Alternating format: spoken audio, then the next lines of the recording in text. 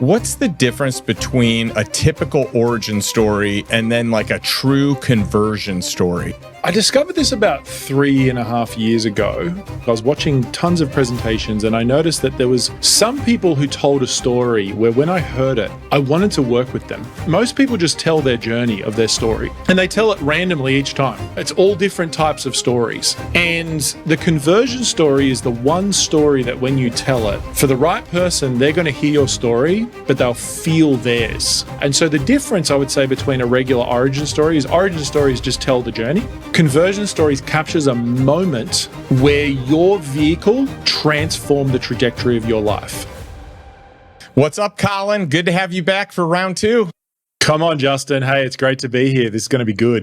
Well, and this is really fun because you're finally back in the US again. So you guys were living in Newport Beach, and then you're like, hey, we think we need to go back to Australia, where you're from. You spent some time in Australia and you're like, I've got to get out of here. I got to get back to Newport Beach. And so you just moved back, right? Yeah. I mean, I will say if you've spent any time in Newport Beach, I mean, there are worse places in the world than Newport Beach. And so it's pretty stunning. And yeah, we moved back to Australia. We thought we were going to move back and we got there and it just, I don't know, something happens as an entrepreneur when you put yourself in different environments and have a sense of purpose in what you're doing. And we moved out of that spot and we didn't know that that was happening at the time, that we were kind of like moving out of a place of purpose. And we got back to Australia and I had all the trappings. I had beautiful house, the house of my dreams, new cars in the garage. And I was so unhappy. And so we decided to move back, but that's a whole nother journey. But that's a whole transition piece that, we've been through. So we're back in Cali. And for context, a 5,500 square foot home, tons of rooms, right on the water, okay, with a jetty. Yeah. All right. I mean, it was like, all the toys, all the bells and whistles, and you're back. But I got to tell you, I'm not surprised because I did not feel the certainty. In our conversation before you left, we had a nice long chat, and I wasn't convinced that was it. You can let Sarah know that as well. Why didn't you tell me? You would have saved me a couple of $100,000. Well, I feel like I was like, "You sure you want to do this?" You know. But hey, just glad to have you back, and glad to have you back on the show too. Yeah, I love it. For anyone that missed the first one, go back and check it out because Colin's just done some awesome stuff. I mean, his big thing is he's the creator of Sell From Stage Academy, and really you've helped a lot of people, brand their businesses, craft a presentation, take their expertise, their genius, and turn it into a way to be able to present and convert sales. And I mean, a couple of monster names that you have personally coached and worked with. Amy Porterfield has been on the podcast before, so people love her, and Jenna Kutcher as well. So among many other people. So, I mean, you've obviously done very well if you're coaching the who's who in this space, but I'm really excited because you're now a published author. You've got a book out talking about all this, and we have to dive into that today. But before we get into it, let's talk about the power of one presentation. And I want to understand from your standpoint, why do you believe that every entrepreneur is just one presentation away from transforming their business? Yeah, I mean, for me, when I first started my business, I mean, we run a coaching business, but I think that this extrapolates to many types of businesses and entrepreneurs out there. I really struggled to understand, how do I get clients? And I was looking on Facebook. I'm like, maybe they're in Facebook. So I was like posting on Facebook and jumping in groups and getting on chat. And this was back in the day when Messenger wasn't like a big thing as well. And I just really struggled to kind of work out a strategic way to get clients. And what happened was I had these big dreams of running a business and building a great life and impacting people's lives. And the reality was that I had half a client. And I don't know if you've ever had half a client before. They're like one of those people that they show up every second session and pay you every third. I had one of those. So I really wasn't at that, let's just say I wasn't at the success level yet. And I had a phone call from a friend and he said, Colin, I've got a presentation coming up. It's a free speaking engagement. He said, I can't do it. Would you like to do it? And so it's obviously like a hot lead because no one wants it. And I'm like, okay, let's do it. I'll give it a go. I'd never spoken before professionally, only at college and at school and things. And I remember leading up to this presentation, I was so nervous, because all I thought back was when I was in school and college, was just freaking out doing those 3-minute presentations on microeconomics or something like that, right? And this was a 45-minute keynote. And I remember walking up the stairs and the event organizer saw me and he came running over. He's super excited. And he grabs me on the arm and he says, "Colin, you wouldn't believe this. This is the biggest event we've ever had." He goes, "We've got 147 people waiting to hear your presentation." So this is the worst news for me of the pressure. night. Yeah, a lot of people would be like, "That's amazing." You're like, "Wait a minute, this is a lot of people." I'm like, I'm unqualified. I didn't tell him that at the time, but that's how I felt. Right, that's how I felt. And I got up, I did my presentation, and out of the 147 or so people, there was about 125 who gave me their personal details at the end because I made an offer. And I didn't know at the time, but it was an irresistible offer. So almost 90% or so of the people gave me their personal details to follow up. I ended up doing a bunch of like discovery conversations and just about our products and our services. And I signed 10 clients from that one speaking engagement. So my income went from like $0 to over $10,000 a month. This was when I was like 27 years old. And that one experience taught me that in one presentation, you can change the trajectory of your business and your life. And what was cool was from there, I started using speaking to grow my business. So I would find events, I would speak for free, I would run online presentations, and gradually just built it more and more and more to running a multi-million-dollar business and now coaching the biggest names in the world. But at the core of it, I realized that for me, the pearls that were the moments along my journey was that every time I spoke, my business grew. And that was the revelation for me. And over the last 4 years now, I've just spent time teaching people how to build a presentation that they can use over and over and over again to grow their business. So I love your story because we all have to start somewhere. And I do feel like most people, they have imposter syndrome, whether they've made it or haven't made it. In your case, you hadn't made it yet. But I remember those times where it's like, I don't know, do I deserve to be here? Like, why are all these people showing up to listen to me? Yeah. And so like, I love, I love just reflecting on that time of life. But you've got a lot of people listening here that are like, yeah, sure, that's great for you. That's your business, Colin. And by the way, I can vouch for the same thing. I mean, turning what I have done into a presentation and taking stages has been revolutionary for the lifestyle investor brand. So like, I'm with you. But talk through, an example or story of someone that maybe they're not speaking for a living. They have a business. We have a lot of entrepreneurs that listen, or we have a lot of, W-2s that want to transition into entrepreneurship or investor. That have a certain skill set that maybe they don't even realize they can monetize. So I'd love to hear a story of just someone that, maybe you would think, well, how on earth would a presentation help them catapult their business or their professional life? Yeah, I think I used to do a lot of coaching for people in corporations. And I remember one particular HR director and I said to her, because she was doing some career development coaching with me, and I said, hey, what would be really great for you is to start speaking at industry events. And it wasn't even on her radar. Like the only thing on her radar was to do a good job in her job and to show her CEO and board of directors that, she was good at what she did.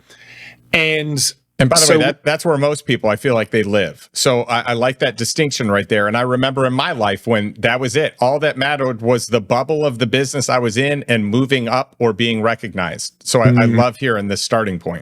Yeah. And so I started working with her and we found about two or three industry events that she could speak up. She ended up landing one of them.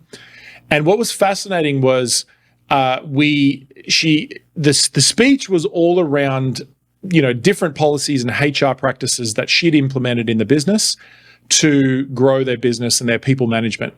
Now, what was interesting was when we were designing the presentation, I remember looking through it, and she was basically just teaching it in a way where she was like, this is what I did. So we did this, our team did this, we did this. And it was just like a timeline of what they did and some of the results. And I said to her, I said, hey, this is great, but you're completely missing the point of the presentation. And she was like, what do you mean? And I said, you're making this presentation about what you guys did in the business. And she was like, well, that's what they asked me to present on. I was like, yeah, but you're making the presentation about you. You're not making the presentation about them. And so I remember coming back to the next coaching session, she had like in big red writing on her Microsoft Word document, it was like, it's not about me. Right? That's good. At the top. And so she completely shifted the angle of the presentation and she made it about the audience. So instead of just unpacking the case study, every single point was, and hey, this is how this is relevant to you and your business. Or when we started the presentation, we really dug into these are the typical challenges that people are having in their business with HR, and these are the desires that people have in their HR department as well. So we kind of like explored the psychology, is what I call the audience psychology map. And so we explored the audience psychology map of what are the problems they're facing, what are the big fears that they have, and then what are the wants that they want, and then the bigger desires. So it's kind of like a bit of a flow. And so all of a sudden the presentation wasn't about her, it was about the audience. And I remember she did the presentation at the industry event and she got off and she said, Colin, like amazing feedback. It was so fun. I really loved it. But she said, the problem is I now have 4 job offers on the table from other larger companies that are offering me a lot more of a salary. And now you've put me in a dilemma because I've got all these opportunities on the table. And she ended up taking one of them and her career just kept on growing, right? And so that for me is like an example of someone, she wasn't even running a business, but she took the idea of speaking and it just catapulted her career. I love that. Well, and it reminds me of, Tony Robbins always says, people have this desire to have no problems, but the only people with no problems are dead. So the goal here is to have higher quality problems. How do you find better problems to solve? That's a better problem to solve. So I love that. It opens up the door to move up, but it could also open up the door to move into a side hustle, start a company. Yep. For those of you that have a business, it could move to really helping create, a marketing campaign about who you are and what you do. It could be client acquisition. It could be, employee acquisition. There's so much that can go into it. I would love to transition here to another, idea. Just kind of based on what we talked about already. Everyone's heard of software as a service, SaaS. But what about selling as a service? And I feel like many entrepreneurs feel uncomfortable selling. So how do you reframe selling as an act of service? Well, first of all, I think one perspective, and I heard this the other day from one of my buddies, Taki Mora. I thought it was so clever. I love Taki. I got to get him on the podcast. That guy is awesome. He's a rock star. When I was living in Australia, we used to jump on the boat with each other because he lives on an island. So as you do, yeah, right. We would literally boat across, which he's such a good dude. But he said that he heard a phrase the other day, which was that money is, rather than, because a lot of people have a problem with receiving money, like they feel bad asking for money. And he said a great way to think about money is just thank you notes. Is like you get these notes, they're dollar bills, but rather than money, it's a thank you note from someone saying, thank you for creating this space for me to invest in myself. Thank you for creating this product for me to improve the quality of my experience of my life. Thank you for creating this service for me to make this job easier for me. And I was like, that's a really cool way to think about it. Just like little thank you notes. Because if you imagine, if you got a thank you note, good. You're not going to go, throw that thing away. I know you've written me a few thank you notes over the time, Justin, and I threw them away right away. But most and same for me of yours. Yeah.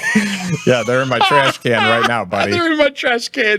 You've kept them. They're still in your trash can, but I threw them away right now, right when you said that.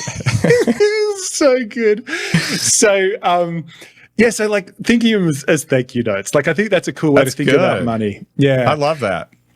Now, in terms in terms of selling as serving, for me, I think about it like this, is that when you sell, essentially what you're doing is you're making an offer for someone to enter a space that you've created, which requires a greater level of commitment, a greater level of energy, a greater level maybe sometimes of time, focused on solving the problem that they have. And so when we make an offer, whether it's, a product, a software, a coaching experience, a workshop, doesn't matter what it is, a product, you've created a space for them to commit to solving their problem at a greater level. And so essentially, for me, when we sell, we open up a space to serve our audience where they get to solve their problem faster, more efficiently at a greater level. And if you think about it like this, where do you get the greatest testimonials from? Do you get them from the random person who watches one of your 10-minute B-roll reels on Instagram? Or do you get them from raving fans? From raving fans, from your clients, right? That's right. They've attended your wealth summit. They've attended your event. They've attended a in-person workshop or an online workshop or a coaching session or whatever it is. You're using a product, and they're like, "Oh my gosh, this has transformed my life," or "This has made a big impact on my life." And so for me, it's ripe in evidence that when you sell, rather than thinking you're taking something from someone, you're just opening up a space for them to commit to solving their problem and getting what they want even more efficiently, more effectively. And so there's a beautiful commitment and covenant that's created in that process. And it just helps you to serve people on another level.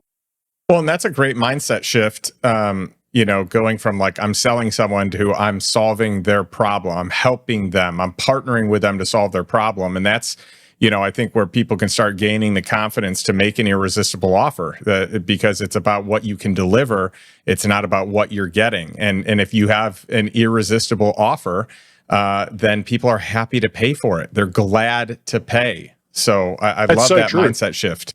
Yeah, and if people aren't buying it, maybe the offer's not good enough, right? Yeah. And it becomes more of a service when the offer gets better, right? Yep. And they're actually excited about it. I think about it like this. For you, Justin, and the listeners, if you could think about someone who's changed your life and you've actually spent money on them. Like I could probably find 5 or 6 different mentors in my life who I've spent significant amount of money on, but even books that I've read that have changed my life. Imagine that author, that creator, that speaker, whatever it was.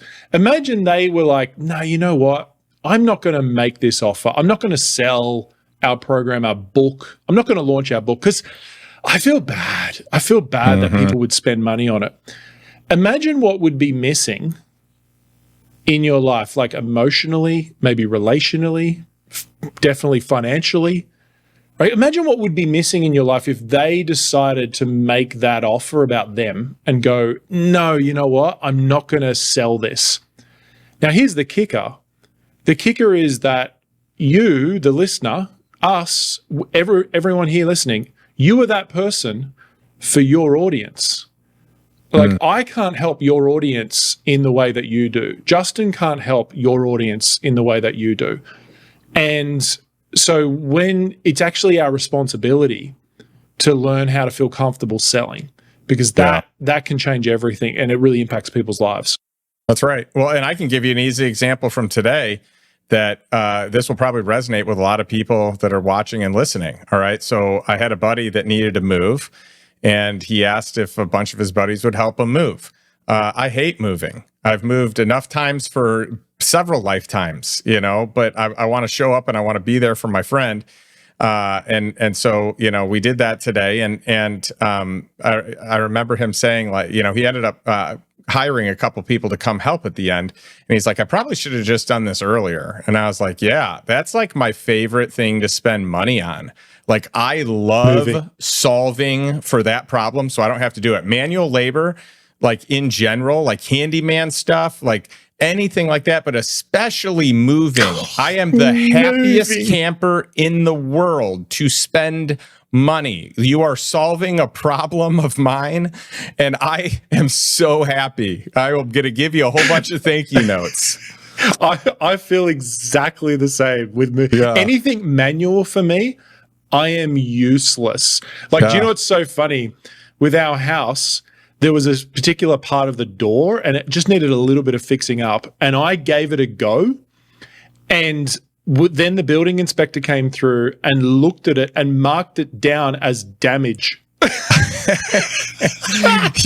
You did that bad of a job, huh? That's Colin? how bad I am at it, right? I've got other skills. I've got other very, very good skills, but not that one. So I appreciate anyone with those skills. Yeah, and this is the point. It's like, I am thanking them for their service. Thank you so much, right? Like, that really is a gift. And it's the same thing here. When you have an irresistible offer, they are getting that type of value out of it. It's likely life-changing, or it could be life-changing, or at least could be paradigm-changing. Absolutely. For them, right? I love that. So let's talk about crafting a conversion story. And I know that you write about this in your book, but I think this is important to just kind of highlight here from the book. But what's the difference between a typical origin story and then like a true conversion story? So I discovered this about 3.5 years ago. And basically I was watching people present and speak. I was watching tons of presentations, and I noticed that there was some people who told a story where when I heard it, I wanted to work with them. And there were some people who told a story about themselves. I'm talking about a story about themselves, like your own story, right? They told a story about themselves, and it was like nice to know, but really like that's the story that maybe their mum might have been interested in and not me, right? Yeah. And it was like, there was a story about how they grew up and what university they went to and what degrees they got and how many kids they have. And it's nice to know, but I'm like, I don't really care. Like I care, but I don't care, right? Mm-hmm. I'm here to like listen for the content and stuff like that. So I realized that there was the people who told the story where they finished it, and I was like, oh my gosh, like I really feel like they get what I'm going through, even though they went through like different physical things. I feel like they get me. And at the end of it, I was like, I think they could help me. And so that's when I was really just thinking about this idea. And I realized that most people just tell their journey of their story, and they tell it randomly each time, right? It's all different types of stories. And the conversion story is the one story that when you tell it, for the right person, they're going to hear your story, but they'll feel theirs. And in fact, the story that I told before, Justin, to get a bit meta, right at the start about me with the half a client and then going to speak, you reflected after it and you said, oh my gosh, that's so relatable. All of us start out at this place. Maybe it's not half a client, but it's like we're struggling to get this happening. We're freaking out to get on a stage or do any sort of You actually said that to me. And my Dr. Evil part of me goes, you're like, yes. It works. Yes. Right? Because it's my conversion story, right? And it's a true story. It's a real story. But when you tell it in the right way, the audience hears it and goes, that's really powerful. And then when you link it to the right idea, the audience will go, okay, how do I make that next step? So for me, my core idea, my core premise is you're one presentation away from the breakthrough you want in your business. It's the name of my book, One Presentation Away. And so I actually made my core premise, my core idea, the name of my book. You don't have to do that, but that was what I decided to do. But my story links to that. And so the difference I would say between a regular origin story is origin stories just tell the journey. Conversion stories captures a moment where your vehicle transformed the trajectory of your life. I think about it for you, Justin. I remember you've told me quite a few stories. You do usually talk too much. I'm trying to trying to quieten you down. But no, I'm joking. I love every conversation with you, Justin. So we have a good time. And I love that we can really just give each other, a whole bunch of crap. And yeah, it's so good. It is so fun. So good. So now you've told me a story, Justin. I think it was when you bought your first mobile park home. Okay. And you replaced your wife's salary Yes. or something like that. And yes. like for me, that's a good one. Like that's a good conversion story because everyone would resonate with that, of like that struggle to replace income. And then it was like you had that real big first breakthrough. So it may not be your conversion, but that was like the one that came to mind for me. Well, that one, it's funny. I just had a conversation the other day, and I was just talking to a friend, it was a new friend, right, that didn't know a whole lot of my story. And I had mentioned that he was asking, kind of how I got to where I am. And he literally paused and said, "Oh, that's what I want." So it's really funny that you say that, because this just happened within the last 2 days. And I don't always include that story when I speak to people. So I probably should. Well, that's the one that stood out for me over our conversations. And so everyone listening needs to find that story. Yeah. And we go through it in the book. But that particular, in fact, we've got like this mini course. It's called Conversion Story Formula.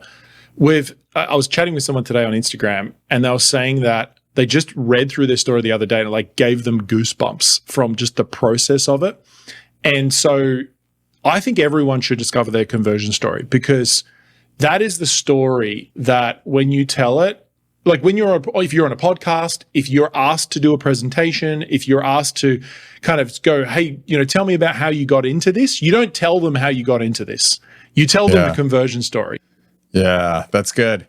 So let's take it one step further then. So the conversion story is a hook, right? So now they're interested, they're engaged, but we still need some conversion. And I think sometimes people get a little, funny about quote unquote selling. So let's talk about like a professional, an entrepreneur, that maybe they're, they haven't built their confidence yet in maybe closing from stage. So they're given a presentation.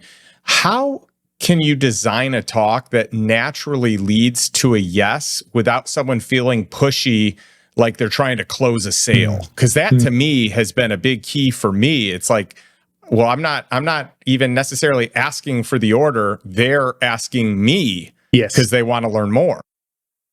I mean, I love it when the prospect is moving faster towards the offer than you're making it. Yeah.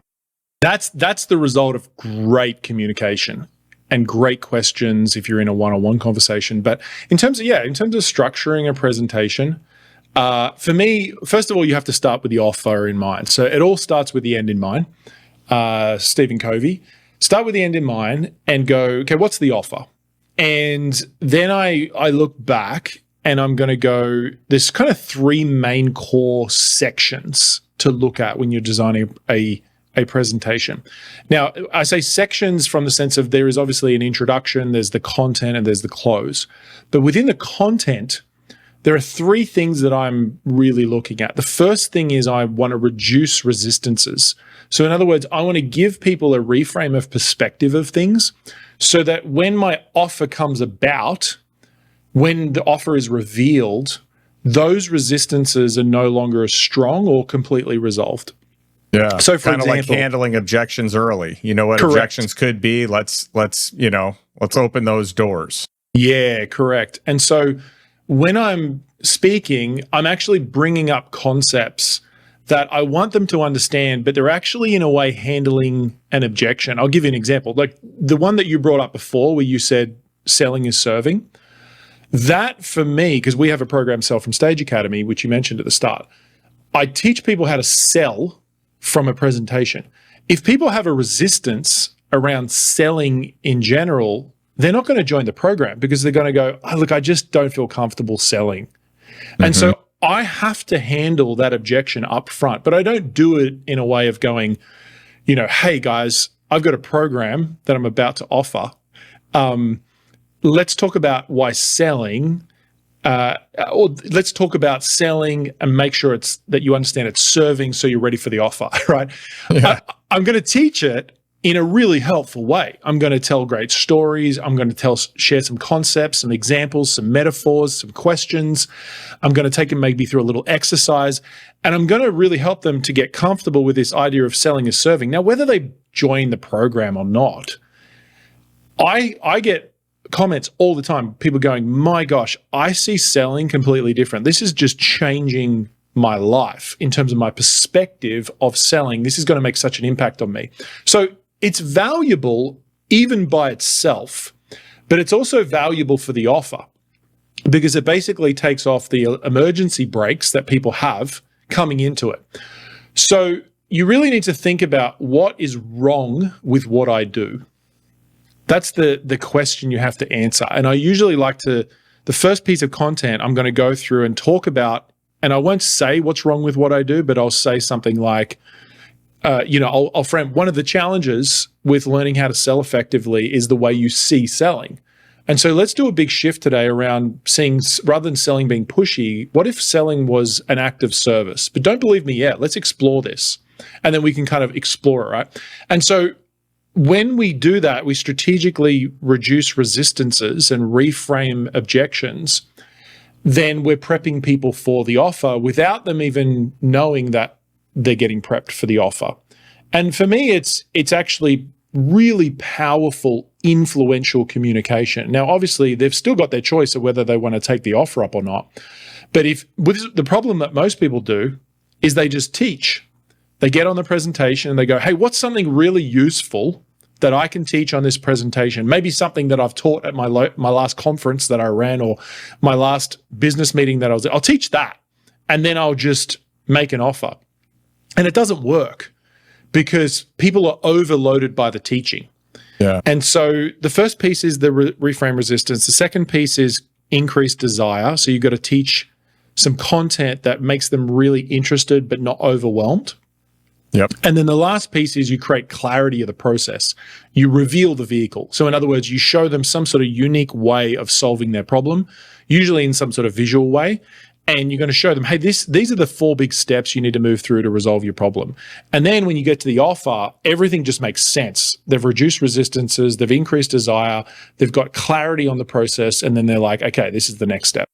Yeah, I love it. So let's talk about practical tips for people getting booked on the right stages or even creating their own stages.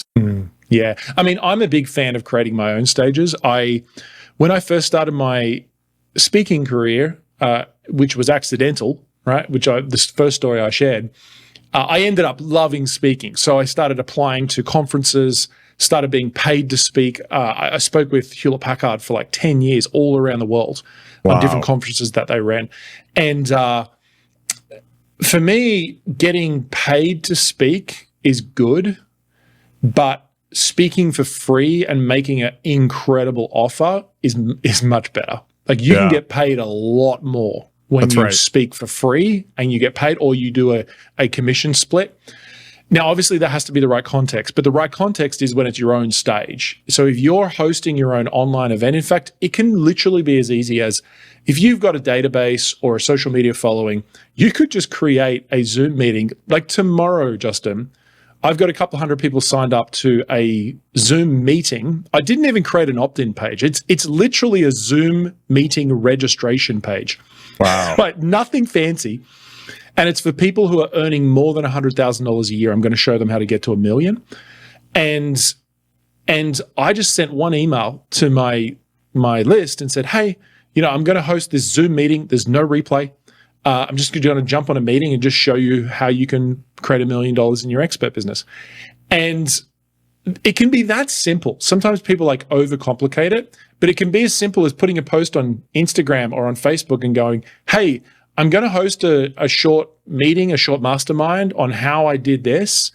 If you're interested, comment the word mastermind and I will send you over the details. And so it can be as simple as just hosting a Zoom room and getting 10 people in there, 20, 100 people. I don't know, however many you've got in your audience, teaching something useful, following that structure, and then making an offer, and you'll most probably make money. That's awesome. I love that. Well, I would love for you to share where we can learn more about you and about each of your businesses, and more specifically where we can find your book, because we've been talking about all the things that you outline in your book. And if there's anything else that we haven't covered that you want to make sure that you mention, please do. But I want people to know where to find it. Yeah, so the book, onepresentationawaybook.com, and there are some really cool bonuses. If you go to One Presentation Away Book, there's some unique bonuses that I don't sell. So this you can only get it from buying the book. So definitely check that out. That is, I mean, the book for me is the culmination of speaking for over 17 years on thousands of stages. So wow, I mean, you would know this. You've written a best-selling book. Like it is over a decade of experiences jam-packed into a couple of hours of reading.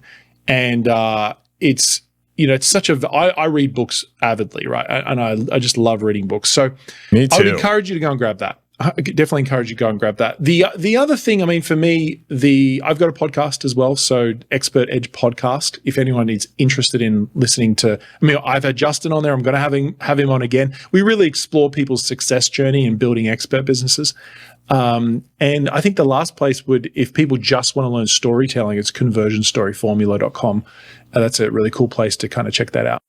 Well, I can't, recommend or endorse Colin better than, I think he is the world's best at this. And so I just highly encourage you, if you want to get to a point where you're creating like a really good conversion story, something that's a lot more appealing than just an origin story. If you're at a point where you want to figure out how to create a presentation, if you want to figure out how to get better conversion and actually sell products, even if you don't have a product yet to sell, they can help you with that. Any of those, I am Colin, even though we give each other a hard time, I am literally Colin's biggest fan because I've seen him in action. I've seen his work. He and I have been in a small group inside of a mastermind. So I've gotten to know him and his family quite intimately, and I just believe in what he is doing. And there's a reason why your business, Colin, is scaling the way that it is. You guys have taken off, and I'm so excited that you've got this book out to help people. Yeah, I'm excited. I just picture people sitting in their evening chair, having a cup of tea, reading over the book, and it inspiring them to live a bigger life. That's my big goal, is that they would read it and be like, this is really inspiring to live a bigger life. And that's my goal for the book. So I hope people get that. I love it. Well, I enjoy ending every episode with a question for our audience. So if you're watching this, if you're listening to this, what is one step you can make today that you can take to move towards financial freedom and really just living a life that you truly desire on your terms? So again, not life by default like most, but a life by design. What's one thing you learned from Colin today that you can take action on to move towards that ideal life? Thanks, and we'll catch you next week.